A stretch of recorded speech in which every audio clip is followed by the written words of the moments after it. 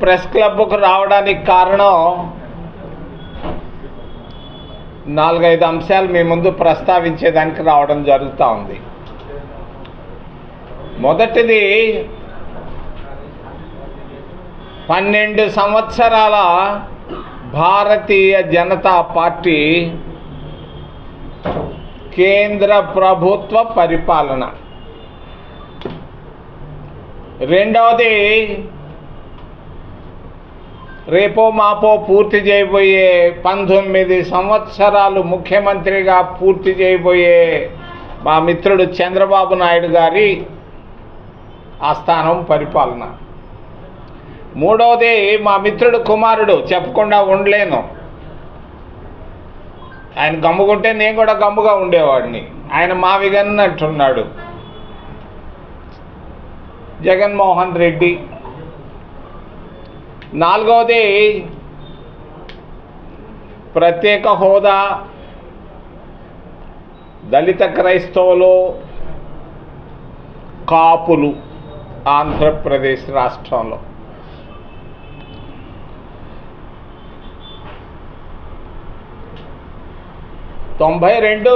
December 6వ తారీఖున బాబ్రీ మసీదును పడగొట్టి అయోధ్య రామాలయాన్ని కట్టడం జరిగింది. మనందరం ఆహ్వానించాం. తిరుపతి వెంకటేశ్వర స్వామిలాగా అయోధ్యలో రామాలయం రావడం చాలా సంతోషం. దేశ ప్రజలకే కాదు, ప్రపంచంలో ఉన్న ప్రతి హిందువు ఇష్టపడ్డాడు. మరి అయోధ్య పేరు మీద, రాముడు పేరు మీద, దేవుడు రాముడు పేరు మీద వేల కోట్ల రూపాయలు కలెక్ట్ చేయడం జరిగింది. ప్రతి ఊరికి వచ్చారు, ప్రతి ఇంటికి వచ్చారు, ప్రతి కోటీశ్వరుడి దగ్గర వేల కోట్ల రూపాయలు తీసుకున్నారు.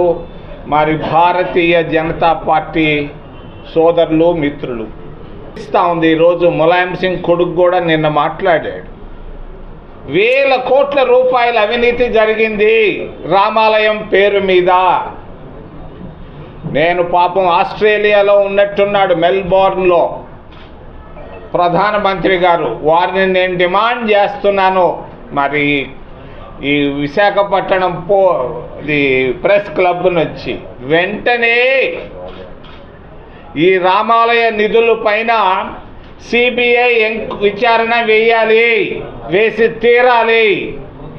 ఆ సిబిఐ విచారణ కూడా సుప్రీంకోర్టు నేతృత్వంలో పర్యవేక్షణలో జరగాలని నేను డిమాండ్ చేస్తున్నాను. రెండో విషయం, చిన్న బిడ్డలు, ఎక్కడైనా ఒక బిడ్డ చచ్చిపోతే మనం ఎంతో బాధపడతాం, కన్నీటితో దిగులు పడతాం. బిడ్డ చనిపోయారు. అది మరి ఇజ్రాయెల్ దగ్గర పాలస్తీనాలో గాజా అనే ప్రాంతంలో 20,000 మంది చిన్న బిడ్డలను చంపడం జరిగింది అమెరికా, ఇజ్రాయెల్ సేనలు. ఇది దారుణం. ప్రపంచ చరిత్రలో 20,000 మంది చిన్న బిడ్డలు చనిపోవడం అనేది చాలా దారుణమైనటువంటి విషయం. మరి భారతదేశ విదేశాంగ శాఖ కానీ, మరి విదేశాంగ శాఖ అధినేతలు కానీ, మరి భారత ప్రధానమంత్రి మోడీ గారు ఒక్క మాట కూడా మాట్లాడకపోవడం గర్హనీయం. మనకు ఉన్నటువంటి గొప్ప విదేశాంగ విధానం గత 75 సంవత్సరాల్లో నెహ్రూ, ఇందిరాగాంధీలు, మన్మోహన్ సింగ్, పివి నరసింహరావు లాంటి ప్రధానమంత్రులు భారతదేశాన్ని ఒక ఉన్నత స్థానానికి తీసుకెళ్ళారు. ఈరోజు మరి పరిస్థితి బాగా లేదు. అందరూ నవ్వుకుంటున్నారు. ఎందుకు ప్రధానమంత్రి గారు 20,000 మంది చిన్న బిడ్డలు చనిపోతే నోరెత్తకుండా ఉన్నారు? ఎందుకు యుద్ధం మొదలయ్యే 2 రోజుల ముందు బెంజమిన్ నెతన్యాహు దగ్గరికి ఎందుకు వెళ్ళారు? ఏమి ముచ్చట్లు ఆడారు? ఏం జరిగింది వారిద్దరి మధ్య? నాకొక్క అనుమానం ఉంది.